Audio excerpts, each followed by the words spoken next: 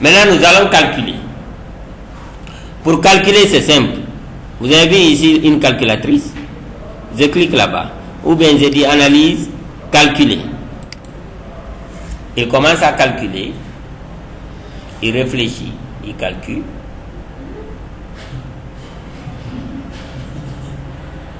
Voilà. Il dit qu'il y a instabilité de type 3. On va voir les instabilités, qu'est-ce que ça signifie après. On lui demande de continuer. Voilà. Il nous donne des informations, des avertissements. Il dit la cohérence du modèle de calcul est assurée grâce aux liaisons cinématiques. C'est-à-dire, nous devons, normalement, dans un projet, on doit introduire les liaisons, des liaisons rigides, montrer que tous les éléments travaillent ensemble. Nous ne l'avons pas fait. Donc, il nous avertit que c'est lui-même qui a mis les liaisons cinématiques, qui a relié les barres. Parce que nous, on n'avait pas fait. Après, il dit que l'élément est défini hors de l'étage. Vous savez, on n'avait pas mis des étages pour dire le ré, le premier, le deuxième. Sinon, l'avertissement là, je vais montrer tout de suite comment faire les étages, les affecter aux étages. Mais nous, on a pris seulement un seul étage, on a introduit tout là-bas. Maintenant, il nous dit que notre étage est de 3,50 m et qu'on a des éléments qui sont au-dessus. Donc, il nous avertit. Vous comprenez? Après, il dit qu'il y a instabilité dans la direction X. Ça veut dire quoi? Dans un des nœuds, il y a deux éléments qui se rencontrent là-bas, dont l'un est plus grand que l'autre. Beaucoup plus grand. Ça veut dire quoi? Ça, c'est au niveau surtout des extrémités des consoles. Vous savez, il n'y a pas de poutre là-bas. Mais il y a la tête de la poutre principale qui vient. Après, il y a la dalle qui est au-dessus. Donc, il nous dit que la dalle, l'épaisseur de la dalle, c'est beaucoup petit par rapport à la poutre. Donc, il nous avertit. Si on devait mettre là-bas une poutre. Voilà. Donc, mais l'avertissement n'est pas en couleur rouge. Ça veut dire que ce n'est pas une erreur. À supposer que je vais, moi, mettre des étages. Vous savez, c'est nous qui avions éliminé les étages. Ok. Je peux dire, par exemple, où se trouvent les étages?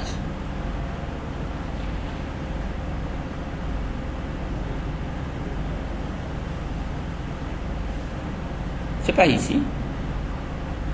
Voilà, c'est ici. Structure, étage. On va définir des étages. On va dire qu'il y a étage 1, 3,50 m. Définition manuelle. Voilà. On va dire de répéter 4 fois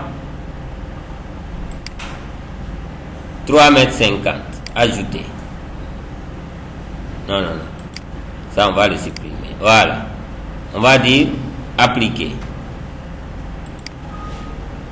On dit cette opération va modifier tout ce qu'on a calculé. On va dire d'accord. Voilà, fermé. Donc, maintenant structure, on sélectionne tout. On va dire affectation géométrique. Structure entière. On va lui dire d'affecter chaque structure à son étage. Étage 2. Voilà, ça c'est l'étage 2. Donc je prends étage 3. Étage 4. Vous avez vu là, c'est affecté maintenant. Les éléments d'un étage, vous avez vu, c'est ce qui est noir, c'est l'étage 4. Mais on voit les autres étages ici. Voilà. Étage 1. C'est ça. Étage 2. C'est ça. Étage 3. C'est ça. Étage 4. C'est ça. Vous avez vu? Maintenant, on a affecté chaque élément à un étage. On va encore relancer les calculs, voir si l'avertissement sur les étages va revenir encore. Calculer.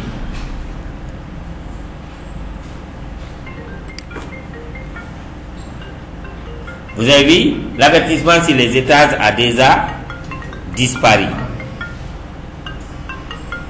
Attendez-moi. Donc l'avertissement est parti. Bon, pour le moment, ce n'est pas tout ce qui nous intéresse. Maintenant, le calcul est fini. Un calcul qu'on devait faire dans 2 mois comme ça, lui, il a terminé.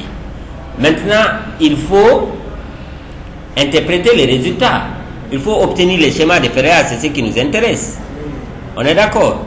Maintenant, je vais prendre par exemple une poutre de couverture.